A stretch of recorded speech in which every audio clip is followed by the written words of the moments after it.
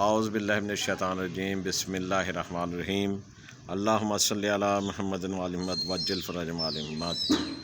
میں آپ کو ماہ ذی الحجہ کے متعلق کچھ بتانا چاہتا ہوں۔ آج کے دن یوم عرفہ تک آپ کو بتاؤں یوم عرفہ کیا ہوتا ہے اور ذیقعت کا آخری دن کیا ہوتا ہے۔ بنابر مشہور ذیقعت کے آخری دن امام محمد تقی علیہ السلام موسم کے دیے ہوئے زہر سے شہید ہوئے۔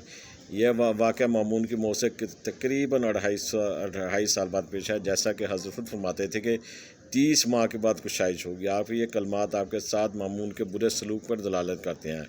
اس کی طرف سے آپ کو حد درجہ کے ذی اور صدمہ پہنچانے کو ظاہر کر رہے ہیں، کیونکہ آپ اپنی موت کو کشائش سے تعبیر فرماتے ہیں، جیسے آپ کے والد ماجد امام علی رضا علیہ السلام نے ولی عہدی کو بھی ایسے تعبیر فرمایا تھا۔ چنانچہ ہر جمعہ کو جب آپ جامع مسجد واپس آتے تو اسی پسینے اور غبار آلود حالات میں دعا فرماتے، اے میرے مالک، اگر میری کشائش و راحت میری موت میں ہے تو اس گھڑی میں میری موت میں تعجیل فرما۔ بس غم و انداز میں آپ کا وقت گزرتا ہے، یہاں تک کہ آپ نے اس دنیا سے رحلت فرمائی۔ امام محمد تقی علیہ السلام کی شہادت ہوئی تو آپ کا سن مبارک صرف مولا کا 25 سال اور کچھ مہینے تھا۔ آپ کی قبر مبارک کاظمین ہے۔ آپ اپنے جد بزرگوار امام موسیٰ علیہ السلام کے سرحانے کی طرف ہیں۔ دیکھے سادات کے ساتھ، ائمہ اولاد رسول کے ساتھ، فرزند رسول کے ساتھ، دیکھے ان عباسی اور اموی حلفاء نے کیا کیا کہ ایک امام کس قدر دنیا سے 25 سال کی جوانی میں انہیں شہید کر دیا، لعنت ملعونوں پر۔ اب ماہ ذی الحجہ کے اعمال کی طرف آتے ہیں۔ واضح ہو کہ ذی الحجہ ایک عظیم اور بزرگ تر مہینہ ہے۔ اس مہینے کا چاند نظر آتا تو اکثر تابعین صحابہ عبادت میں خاص اہتمام کرتے تھے۔ قرآن میں اس کے پہلے 10 دنوں کو ایام معلومات کہا گیا ہے اور یہ بڑی فضیلت اور برکت والے ایام ہیں۔ حضرت رسول خدا صلی اللہ علیہ وآلہ وسلم کا فرمان ہے کہ کسی بھی دن کی نیکی عبادت خدا کے ہاں اس نیکی عبادت سے محبوب تر نہیں جو ان 10 دنوں میں کی جائیں۔ ان 10 دنوں کے چند اعمال ہیں۔ پہلے 9 دن کے روزے رکھے تو ایسے ہی ہے جیسے گویا ساری زندگی روزے رکھے ہوں۔ ان 10 دنوں میں مغرب و عشاء کے درمیان 2 رکعت نماز پڑھے کہ ہر رکعت میں سورہ حمد کے بعد سورہ توحید اور یہ آیات پڑھے کہ تاکہ حجاج کعبہ کے ثواب میں شریک ہو جائے۔ آپ ماہ ذی الحجہ کے مال اگر دیکھنا چاہیں تو مفات الجنان میں یہ صفحہ نمبر 490 سے شروع ہو جاتے ہیں۔ تو اس وقت اس میں ویڈیو میں اتنی گنجائش نہیں ہے کہ اگر ہم ان چیزوں کو پڑھیں گے تو کم سے کم 1.5 گھنٹے کی یہ ویڈیو بنے گی۔ تو اس کے لیے ہو سکتا ہے کچھ لوگ اتنا نہ سن سکیں، تو وہ خود بیٹھ کر یہ جو ماہ ذی الحجہ کے مال کے متعلق ہے تو مفات الجنان کے 490 نمبر صفحہ کو کھولیں تو انہیں یہ ساری دعائیں لکھی بھی مل جائیں گی، اور اس میں آدمی کو ظاہری بات اپنی آخرت بنانے کا بھی موقع ہے۔ اور حضرت عیسیٰ علیہ السلام نے ان دعاؤں میں سے ہر ایک کو روزانہ صبح پڑھنے میں بہت زیادہ ثواب کا ذکر کیا ہے۔ اسی طرح علامہ مجلسی کے فرمان کے مطابق یہ بعید نہیں کہ اگر کوئی شخص ان 5 دعاؤں کو روزانہ 10 مرتبہ پڑھے تو بھی روایت پر عمل ہو جائے گا، لیکن ہر دعا کو 100 مرتبہ پڑھے تو بہت بہتر ہے۔ ان 10 دنوں میں ہر روز تحلیات پڑھے حضرت امیر المومنین علیہ السلام سے منقول ہے گئے اور ان پر ثواب کثیر کا ذکر ہوا ہے۔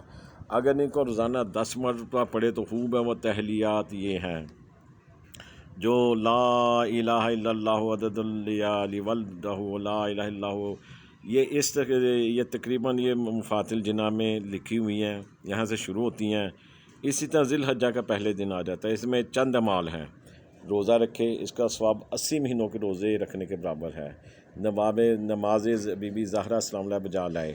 روایت میں کہ نماز 4 رکعت کی ہے اور 2 کر کے پڑھے، جیسا کہ امیر المومنین علیہ السلام کی نماز پڑھی جاتی ہے۔ ہر رکعت میں سورہ حمد کے بعد 50 مرتبہ سورہ توحید اور بعد از نماز تسبیح زہرا پڑھے، اور اس کے بعد مفات الجنان میں ایک دعا لکھے، یہ پڑھے۔ زوال سے آدھا گھنٹہ پہلے 2 رکعت نماز پڑھے کہ ہر رکعت میں سورہ حمد کے بعد 10 مرتبہ سورہ توحید، آیت الکرسی، سورہ قدر پڑھے۔ جو شخص کسی ظالم سے خوف زدہ ہو آج کے دن یا یہ کلمات کہے، حق تعالیٰ سے ظالم کے شر سے محفوظ فرمائے۔ وہ کلمات یہ ہے: حسبی حسبی حسبی من سوالیہ العلم کا بحالیہ، مجھے کافی ہے، مجھے کافی ہے، مجھے کافی ہے سوال کی نسبت میرے حال سے متعلق تیرا علم۔ یہ خاص طور پہ 7ویں ذی الحجہ کا دن جون سا ہے مقام مدینہ منورہ امام محمد باقر علیہ السلام کی شہادت ہوئی، پس یہ دن مسلمانوں کے لیے نہایت رنج و غم کا دن ہے۔ اسی طرح 8ویں ذی الحجہ کا دن یہ ترویہ کا دن ہے، اس میں روزہ رکھنے کی بڑی فضیلت ہے۔ ایک روایت میں ہے کہ اس دن کا روزہ 60 سال کے گناہوں کا کفارہ ہے، اور شہید کا فرمان ہے کہ اس روز غسل کرنا مستحب ہے۔ 9ویں ذی الحجہ کی رات اب آ گئی، یہ بڑی مبارک رات ہے، یہ قاضی الحاجات سے مناجات اور راز و نیاز کی رات ہے۔ اس رات توبہ قبول و دعا مستجاب ہوتی ہے۔ بس جو یہ شخص رات عبادت میں گزارے وہ ایسا ہے کہ گویا 170 سال تک عبادت میں مصروف رہا۔ اس رات کے چند مال ہیں جو آپ صفحہ نمبر 496 مفات الجنان میں دیکھ سکتے ہیں۔ اللہ تعالیٰ نے پہلی قوموں کی عمریں بہت زیادہ رکھی تھی، ان کے پاس کئی سو سال رہتے تھے، زندہ رہتے تھے، 200-250 سال بڑی عمریں تھیں۔ تو جیسے حضرت نوح کی 900 سال بھی ہے، 2500 سال بھی لکھی ہے، تو ان کے لیے کافی کام تھے۔ تو اللہ تعالیٰ نے جب امت محمدیہ حضور پاک صلی اللہ علیہ وسلم کی امت کو حل کیا، ان کے لیے عبادت کا پھر ایسی راتیں رکھ دیں جس میں ایک رات عبادت کرنے سے 170 سال کا ثواب، کسی میں 200 سال کا، کہ 300۔ تو اگر ہم یہ جو راتیں آتی ہیں ان کو ضائع نہ کریں، ان میں عبادت کریں، تو ہمیں ہزاروں لاکھوں سال کا ثواب مل جائے گا۔ ہمارے لیے اللہ تعالیٰ نے ایک رات میں کئی سو سال، 200 250 سال کا روزے میں عبادت میں ثواب رکھ دیا۔ ہمیں اس ثواب کو نہ گنوانا نہیں چاہیے، ہمیں کوشش کرنی چاہیے کہ ہم اس سے مستفید ہوں اور اس سے اپنے جو ان سے اعمال کو مزید بڑھا سکیں، تاکہ ہمارے یہ ہمارے لیے فائدہ ہو، تاکہ آخرت میں ہمارے لیے زیادہ راہ صحیح معنوں میں اکٹھا ہو سکے۔ تو کوشش یہ کی جائے کہ ہم اس سے پوری طرح مستفید ہوں۔ اسی طرح ہم اب بات کرتے ہیں 9ویں ذی الحجہ کا دن۔ اب 9ویں ذی الحجہ کا دن جو ان سے بہت اہم دن ہے، یہ روز عرفہ ہے، بہت بڑی عید کا دن ہے۔ اگرچہ اس کو عید کے نام سے موسوم نہیں کیا گیا، لیکن یہی وہ دن ہے جس میں خدا تعالیٰ نے بندوں کو اپنی اطاعت و عبادت کی طرف بلایا ہے۔ آج کے دن ان کے لیے جود و سخا کا دسترخوان بچایا ہے، شیطان کو دھتکارا گیا ہے، وہ ذلیل و خوار ہوا ہے۔ روایت میں ہے کہ امام سید الساجدین امام زین العابدین علیہ السلام نے روز عرفہ ایک سائل کی آواز سنی جو لوگوں سے خیرات مانگ رہا تھا۔ آپ نے فرمایا، افسوس ہے تجھ پر کہ آج کے دن بھی تو غیر خدا سے سوال کر رہا ہے، حالانکہ آج تو یہ امید ہے کہ ماؤں کے پیٹ کے بچے بھی خدا کے لطف و کرم سے مالا مال ہو کر سعید و خوش و بخت ہو جائیں گے۔ اب یہ دیکھیں گے کتنا بڑا دن ہے، ہمیں اس کی اہمیت کا اندازہ امام کے قول سے ہوتا ہے۔ اس دن کے چند ایک اعمال ہیں، غسل کرے، امام حسین علیہ السلام کی زیارت، کہ اس کا ثواب 1000 حج، 1000 عمرہ اور 1000 جہاد جتنا، بلکہ اس سے بھی زیادہ ہے۔ اس زیارت کی فضیلت میں بہت سی متواتر حدیثیں نقل ہوئی ہیں کہ آج کے دن جو کوئی حضرت کے قبا مقدسہ کے متحد رہے تو اس کا ثواب عرفات والوں سے کم نہیں زیادہ ہے، اور وہ ان لوگوں سے مقدم ہے۔ حضرت کی زیارت کی کیفیت باب الزیارات میں آئے گی، تاہم یہ یاد رہے گی یہ ثواب اور درجہ اس شخص کے لیے جو اپنا واجب حج چھوڑ کر زیارت کو نہ گیا ہو۔ نماز عصر کے بعد دعائے عرفہ پڑھنے سے قبل زیر آسمان 2 رکعت نماز بجا لائے اور اپنے گناہوں کا اقرار و اعتراف کرے تاکہ اسے عرفات میں حاضری کا ثواب ملے۔ دیکھیں ہم نہیں جا سکتے تو ہم یہاں پر بیٹھ کے بھی عرفات میں حاضری کا ثواب ملے گا اور ہمارے گناہ بھی معاف ہوں گے۔ اس کے بعد ائمہ معصومین طاہرین علیہ السلام کے حکم کے مطابق دعائے عرفہ پڑھے۔ اب دعائے عرفہ جون سی ہے وہ آپ کو مفات الجنان میں مل جائے گی، یہ جو میں نے 507 صفحہ بتایا ہے، اور اس سے آگے چلتے جائیں تو اس میں 9ویں ذی الحجہ کے مال ہیں، اس میں سارے مفات الجنان میں ہیں۔ کئی جگہوں پہ آپ کو اور جگہوں پہ ویب سائٹوں پہ چیزیں بھی مل سکتے ہیں، مگر بہرحال آج کل ہمارے مومنین یہ کتابیں مفات الجنان وغیرہ رکھنا ضروری ہے۔ میری آپ سے گزارش ہے اگر آپ نے نہیں خریدی تو ایسی کتب یہ لازمی رکھیں، کیونکہ ہر روز کے مال، ہر ماہ کے مال ان میں درج ہوتے ہیں، تاکہ ہم خود پڑھ سکیں اور بچوں کو بھی پڑھائیں، کہ بتائیں کہ یہ چیزیں پڑھنے کے لیے، یہ چیزیں پڑھ کے کس طرح ہم آگے اپنے آپ کو تیار کر سکتے ہیں، اور ہمیں پتہ رہے کہ آج کا دن کیسا تھا اور ہمارے لیے کیا لے کر آ رہا ہے۔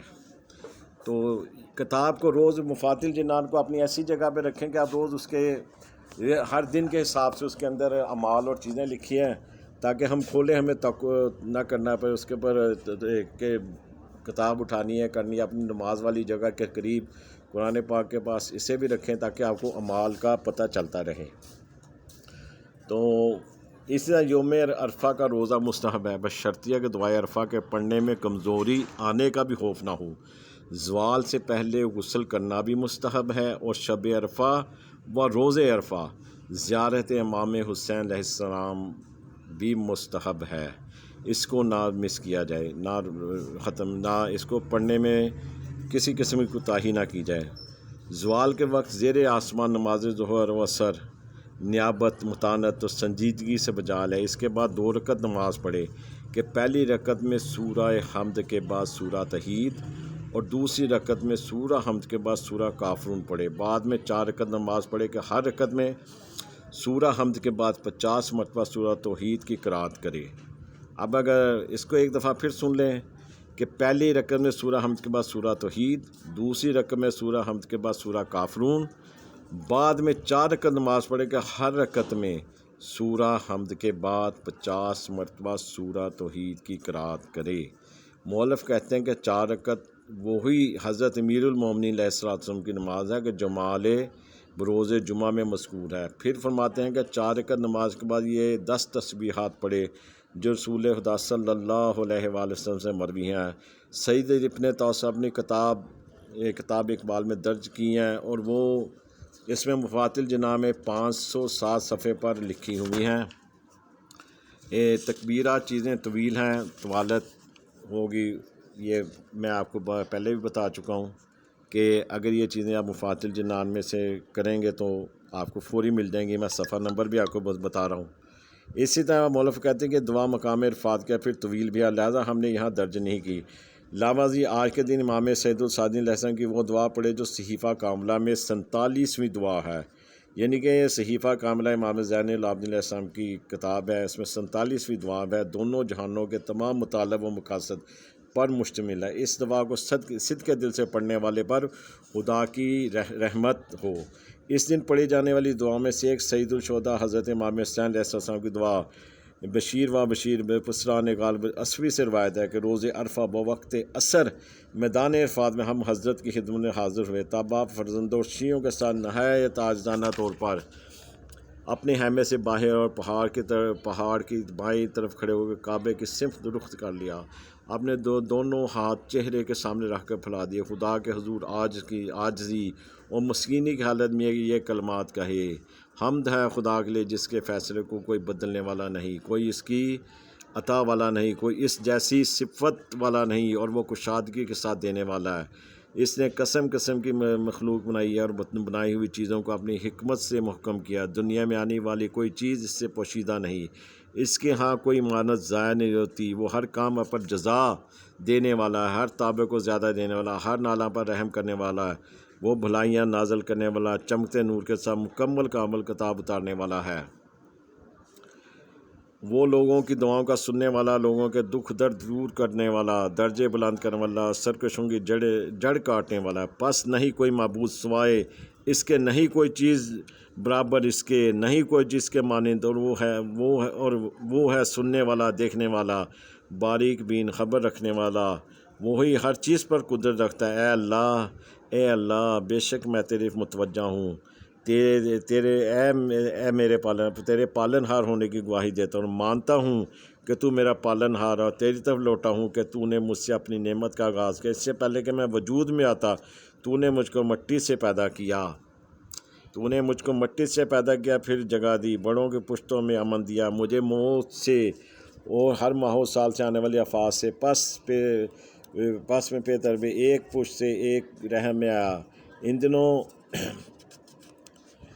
دنوں میں جو گزرے ہیں، ان صدیوں میں جو بیچے ہیں، تو نے باوجہ اپنی محبت و مہربانی کے مجھ پر احسان کیا، اور مجھے کافر بادشاہوں کے دور میں پیدا نہیں کیا جنہوں نے تیرے فرمان کو توڑا، تیرے رسولوں کو جھٹلایا، لیکن تو نے مجھ کے زمانے میں پیدا کیا کہ تھوڑے عرصے کے بعد مجھے ہدایت میسر آ گئی کہ اس میں تو نے مجھے پالا۔ یہ دیکھیں، یہ اس کے امام حسین علیہ السلام کی دعائے عرفہ کا میں نے تھوڑا سا ترجمہ پڑھا ہے، یہ کافی لمبا مولا امام حسین علیہ السلام یہ مناجات اللہ تعالیٰ سے کی تھی، اور جو ہمارے اس کو ہم روز عرفہ پڑھتے ہیں، اس میں یہ عربی میں لکھی ہوئی ہے، اس میں مفاد الجنان میں بھی میں نے آپ کو صفحہ نمبر بھی بتایا ہے، تو کوشش کریں کہ آج کے دن سے پڑھ لیں۔ باقی اللہ تعالیٰ مولا حسین کے صدقے میں ہمیں فرزند زہرا امام زمانہ کے ظہور میں تعجیل فرمائے، ہمارے امام کے امام زمانہ کو ہم سے راضی خوشنود فرمائے۔ الحمدللہ رب العالمین۔ السلام علیکم ورحمۃ اللہ وبرکاتہ۔